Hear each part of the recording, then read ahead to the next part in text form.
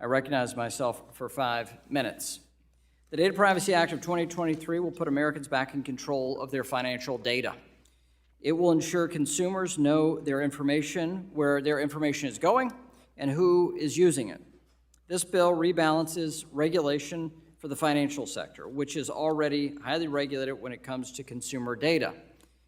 H.R. 1165 simply brings our privacy guardrails into the 21st century.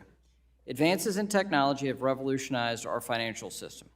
These innovations have helped bring more people access to financial products and services around the country, and that's a good thing.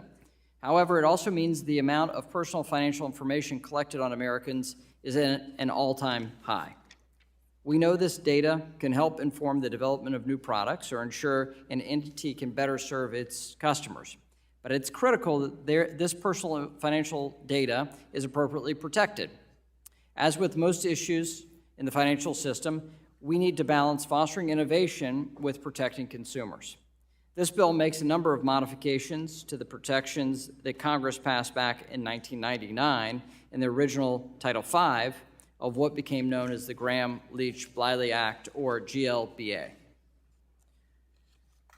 This bill, first, modernizes these protections using a technology-agnostic approach. We know our technological landscape is constantly evolving.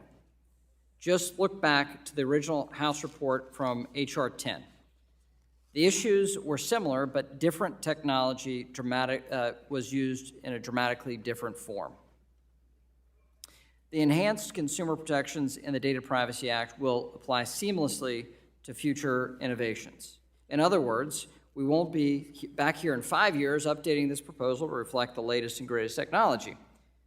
Second, the bill gives more control to the consumer on how their personal information will be used downstream. Currently, a consumer may provide their information to a financial institution for one purpose, never to know that it is being shared and reshared to multiple entities downstream.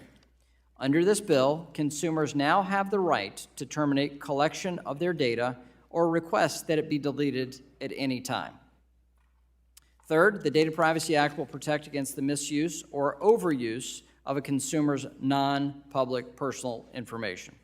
An entity will be required to tell a consumer why they're collecting certain data and only use that data for the stated purpose. Consumers will be allowed to opt out of any data collection to which they don't consent. Fourth, privacy terms and conditions must be transparent and easily understandable. That is a major change in current practice. Look, we all know what happens when a terms and conditions page pops up. That little pop-up ad, it's a mad dash to the agree button so we can move on with whatever we're doing. And that the privacy terms should not be in legalese as they currently are, and we fixed that. Finally, there should be consistency across the country. I know there's a lot of debate about that. If a family moves from, say, California to, say, Texas, it doesn't make sense for the guardrails around their personal financial data to change. We saw this in COVID with the mass movement of people between states in the middle of the pandemic. A national standard will provide certainty to both consumers and the entities that handle their data.